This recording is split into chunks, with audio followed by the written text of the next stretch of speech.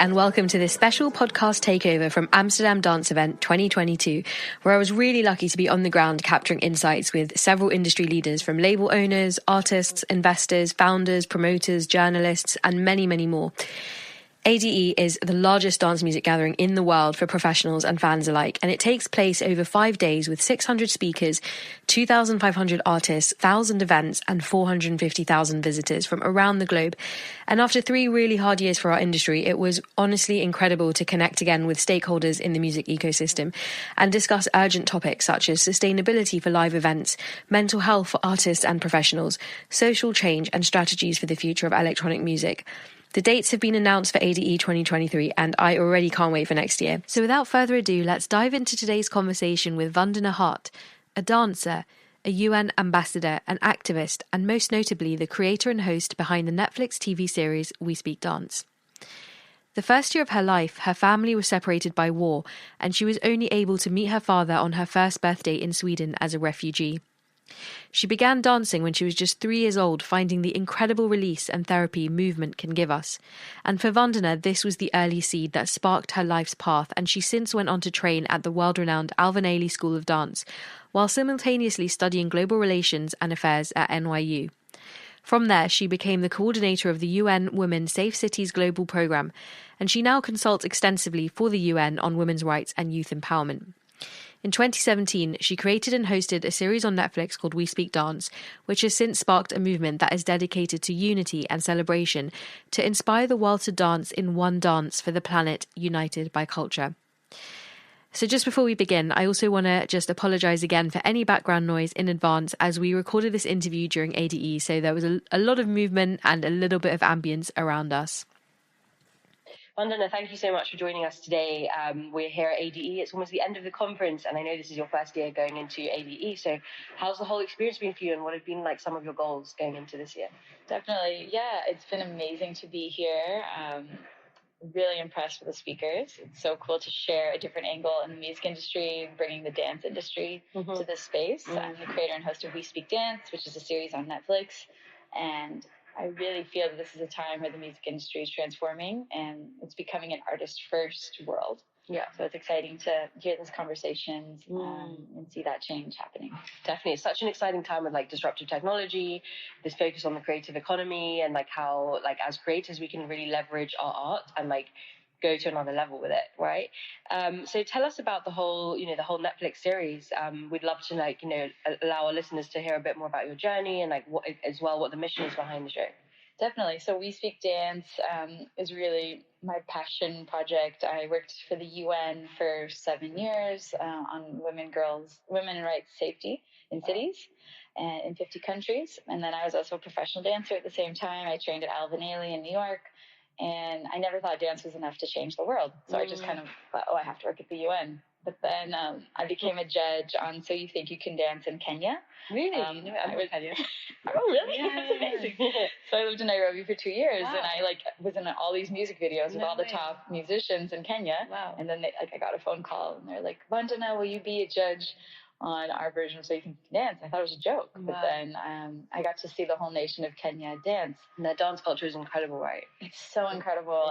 All the styles, and also a lot of the kids are just learning off YouTube videos. Yeah. There aren't like traditional dance schools as much. Yeah. And it made me realize, actually, no, dance is the language that can unite the world. This is the most powerful, visceral art form, and we're not tapping into the power of dance. So I created We Speak Dance, seeing that there wasn't any TV show dedicated to the power of dance culture.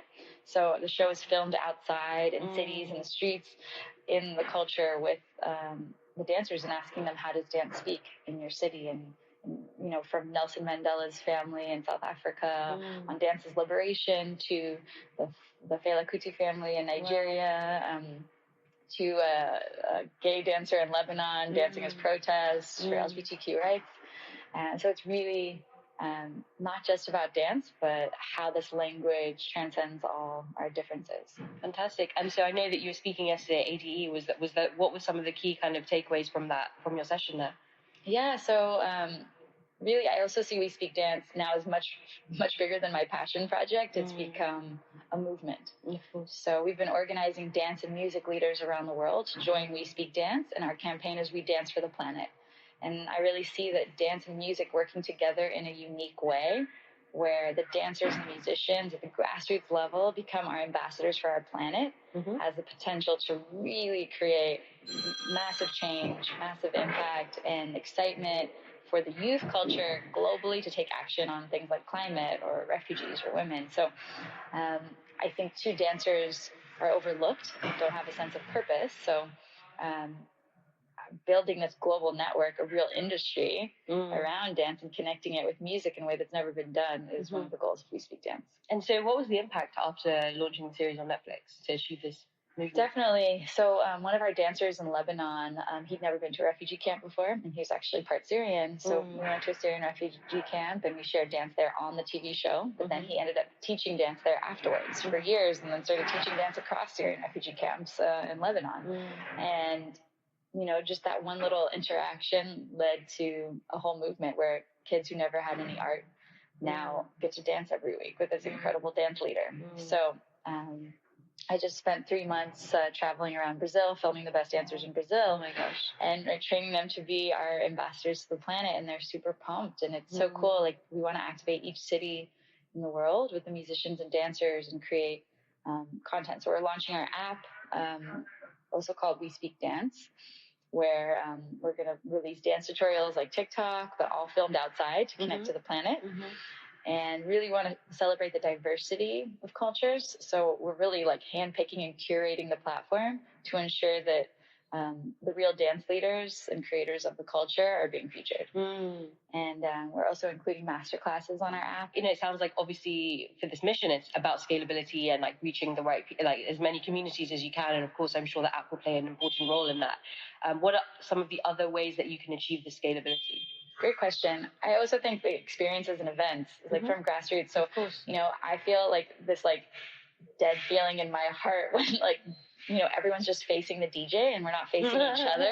Like I feel like dance music is like the ultimate lovemaking. It's the ultimate affair. And when we separate the music and the dance, we're not really tapping into the full power and magic that our ancestors have used for thousands of years. So I would love We Speak Dance to kind of birth this new movement of dance in circles. So kind of taking from the ancient way of moving, but then bringing in that new innovation of like Cirque du Soleil performances, as well as simple, immersive, repetitive dance from all these different dance languages to connect people, to make people look into each other's eyes, to feel connection as one.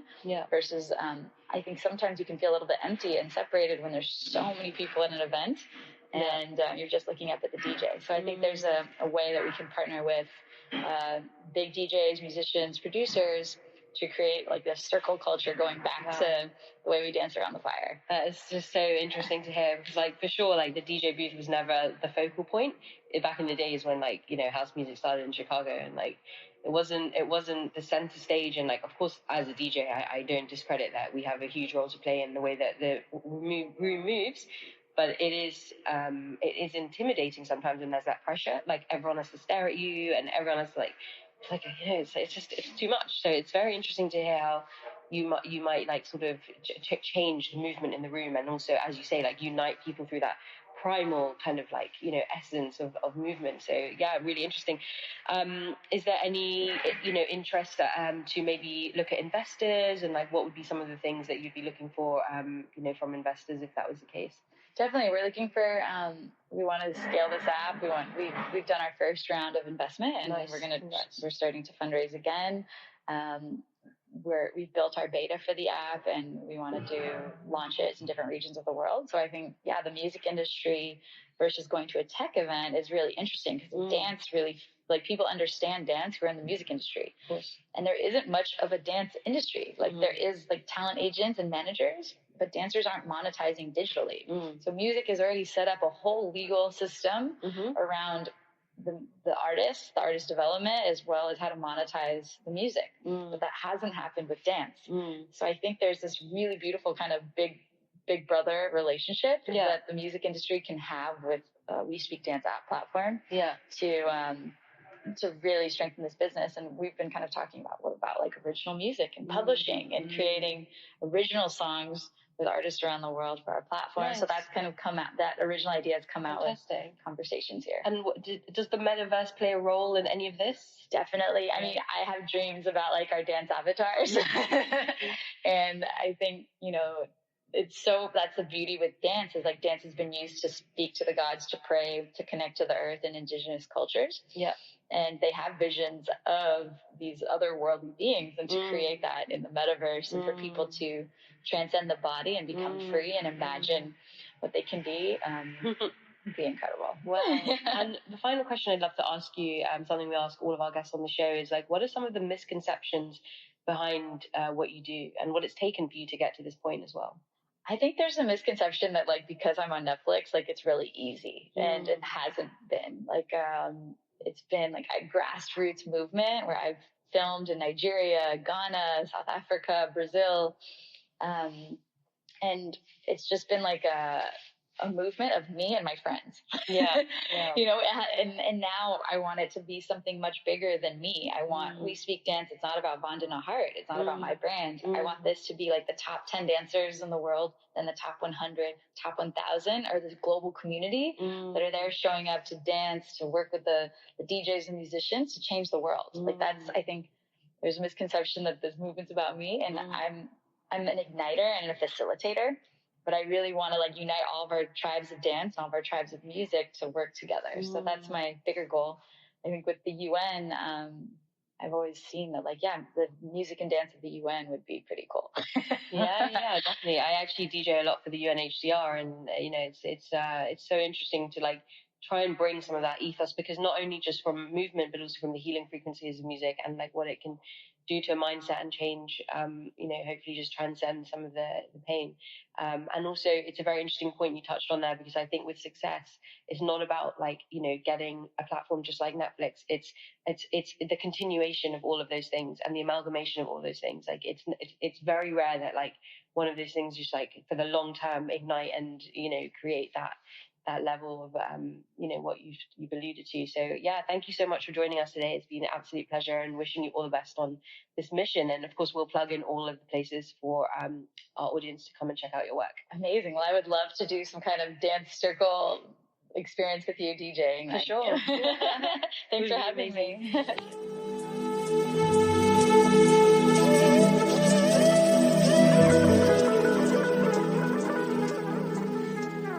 I hope you've enjoyed this episode as much as we enjoyed having these conversations. If you want to grab a copy of today's show notes, then head over to missionmakers.com/ADE, where you'll also find notes from all of our previous episodes. And if you're interested in talking to me about future opportunities at ADE, producing podcasts, or coming down to some of my music and motorsports events, then you can reach out to me at Mission Makers or at dj.n1nja on Instagram and TikTok. Thank you as ever for listening. Until next time, keep it laser focused.